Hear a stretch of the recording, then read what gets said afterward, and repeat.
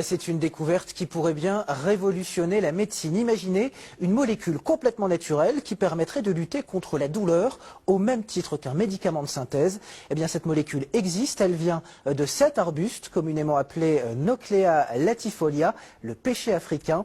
Et elle est aussi puissante que le tramadol, un médicament dérivé de l'opium et connu pour ses vertus antidouleur. Cette découverte, figurez-vous, a été faite au Cameroun par un laboratoire grenoblois dirigé par le professeur Hassen Boumengel. Professeur, bonsoir. Merci d'être avec nous. C'est donc, pour bien comprendre, dans une racine comme celle-ci, que vous avez découvert un équivalent à la morphine. C'est bien ça? Oui, c'est bien ça. Oui, oui.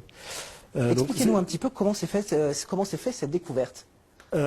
Ce travail a été initié en 2009 quand mon collègue, le docteur Michel Devard, de l'Institut des neurosciences de Grenoble, recevait dans son laboratoire un étudiant camerounais qui est venu dans le cadre de sa thèse de doctorat pour travailler sur cette plante, la Nauclea latifolia. Il est arrivé dans ses valises avec des extraits et des racines de cette plante. Il voulait tester ces extraits sur des modèles animaux de la douleur. Parce que le village se soignait avec cette racine. Tout à fait. En Afrique, on se soigne avec ces racines. Lui-même, cet étudiant en question, se soigne avec cette plante. Et donc, ici à Grenoble, il a fait un travail exploratoire d'extraction, de fractionnement.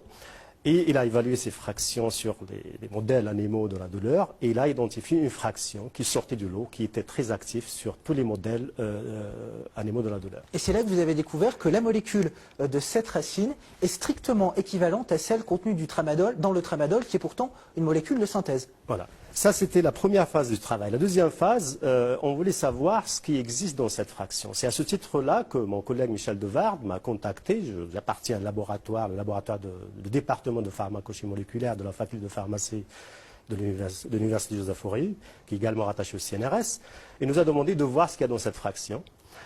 Et donc, on a mené toute une série d'analyses pour identifier à la fin une molécule identique au tramadol. Qu'est-ce que ça peut changer que la molécule soit naturelle? Vous me parliez, avant de préparer cette interview, vous me disiez que ça pouvait éventuellement avoir des conséquences directes sur les populations africaines. En effet, cette découverte peut laisser penser que les populations locales pourront avoir accès à cette source de traitement bon marché. Et cette découverte valide également quelques concepts de la médecine traditionnelle. Parce que le Nauclea latifolia est un arbuste très répandu dans toute l'Afrique subsaharienne. Il est très répandu dans toute l'Afrique subsaharienne et toutes les populations de ces zones l'utilisent, notamment les racines, pour se soigner contre la douleur, les épilepsies, la fièvre, le paludisme. Et pour nous, qu'est-ce que ça change que ce soit une molécule naturelle plutôt que synthétique?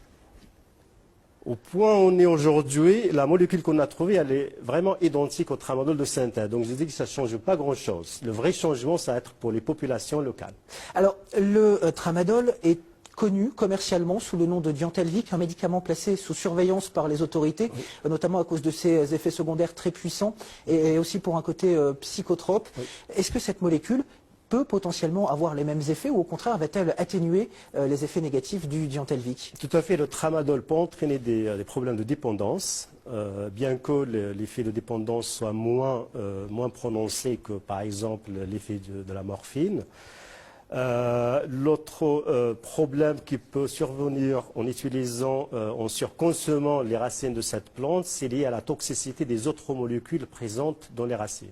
Donc cette racine est une bonne solution pour la médecine, notamment en Afrique, mais pour l'instant, pour nous, au stade actuel, elle ne va pas encore changer. Elle ne va pas encore changer grand-chose. Merci beaucoup, professeur, pour cette découverte et merci d'avoir été avec nous. Merci.